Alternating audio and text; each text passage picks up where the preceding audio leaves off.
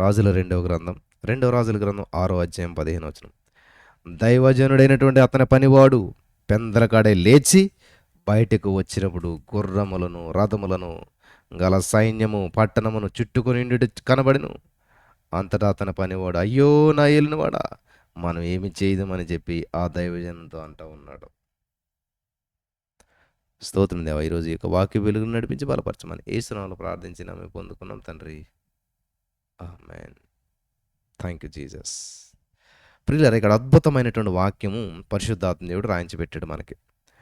దైవజనుడైన అతని పనివాడు పెందలకాడే లేచి, amen, in the name of Jesus.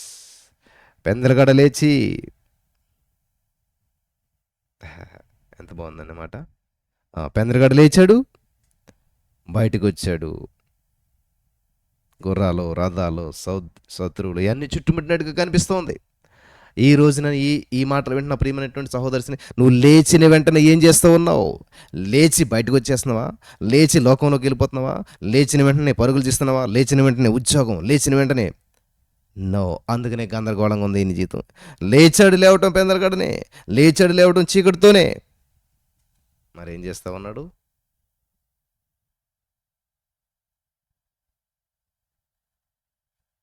Thank you Jesus. Hallelujah.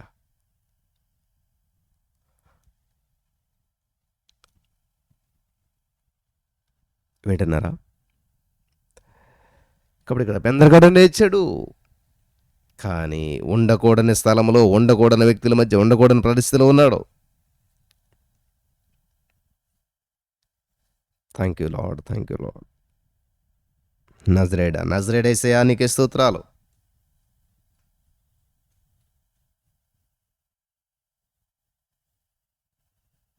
Thank you Jesus. కాబట్టి ఇక్కడ దైవజనుడైన అతని పనివాడు పెందలకాడ లేచి బయటకు వచ్చాడు. కాబట్టి ఈ రోజున నువ్వు లేచిన వెంటనే దేవుని సందులో గడపాలి. లేచిన వెంటనే దేవునితో గడపాలి. లేకపోతే నువ్వు దేవునితో గడపకుండా బయటకు వస్తే, ఎంత పెందలకాడ లేచి నువ్వు బయటకు వచ్చినా నీ జీవితం గందరగోళంగా ఉంటుంది, అయోమయంలో ఉంటుంది.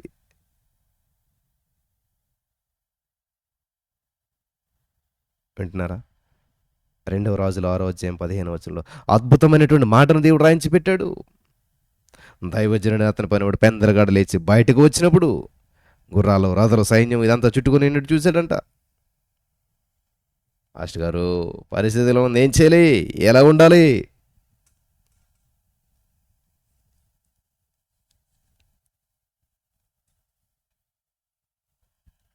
అనుకుంటున్నావేమో. లేచిన వెంటనే దేవుని సందులో గడపాలి, దేవుని స్తుతించాలి, స్తుతి సింహాసనం వేయాలి, ఒప్పుకోలు చేయాలి, ప్రార్థించాలి, వాక్యం వినాలి. ఇవి ఏది మిస్ అయినా కూడా అద్భుతాన్ని మనం స్వతంత్రించుకోవడం ఆలస్యం అవుతుంది.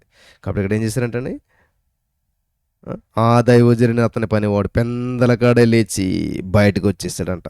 పెందలకాడ లేచి బయటకు వెళ్ళిపోతున్నారా? పెందలకాడ లేచి దూరం అయిపోతున్నారా? పెందలకాడ లేచి ఉద్యోగంలో కలిసి వెళ్ళిపోయి అక్కడ చూసుకున్నారు అనుకుంటున్నారా? జాగ్రత్త. దేవుని విషయంలో నువ్వు లేచిన వెంటనే బయటకు వస్తే గందరగోళం ఉంటుంది. అదే ఎలీషా గారు కూడా అక్కడ లేచాడు, లేచి మోకరించాడు, ప్రార్థించేశాడు. హల్లెలూయా. దేవుని సందులో గడుపుతున్నాడు లేచి. కాబట్టి ఈ రోజున మనం అందరూ కూడా మనం లేచి దేవుని సందులో సమయాన్ని కేటాయించే విధంగా ఉండాలి.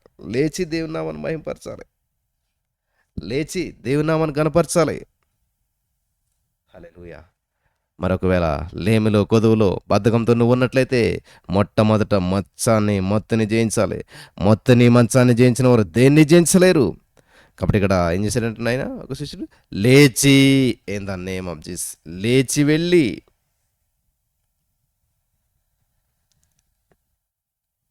Thank you Jesus. యేసయ్యా,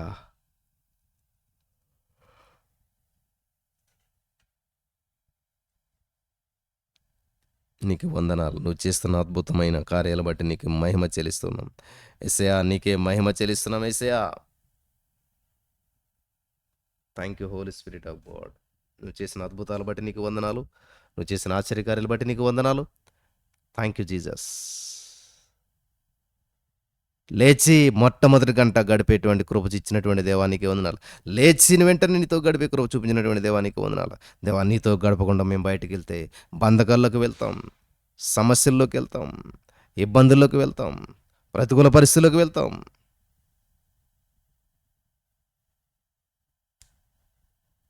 లేచి నీతో గడిపే భాగ్యం మాకు అందరికి ఇస్తున్నందుకు వందనాలు.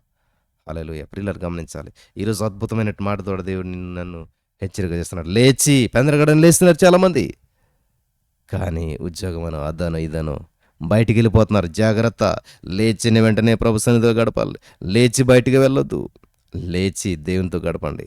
లేచి బయటికి వెళ్ళినటువంటి ఆయన విషయంలో అంతా కూడా శత్రువులు సైన్యాలు చూశాడు, కానీ ఇంట్లో ఉండి ప్రార్థన చేస్తున్నాడు. లేచిన వెంటనే ప్రార్థన చేస్తున్నాడు. ఆయనేమో దేవుని ముఖ దర్శనాన్ని చూస్తున్నాడు. అటువంటి భాగ్యం చేత మరి ఇక్కడ లేచిన వెంటనే ప్రభు సన్నిధిలో గడిపి ప్రభు సన్నిధిని అనుభవించేటువంటి వారుగా పరిశుద్ధాత్మ దేవుడు చేసి నడిపించి బలపరచును గాక. ఆమేన్.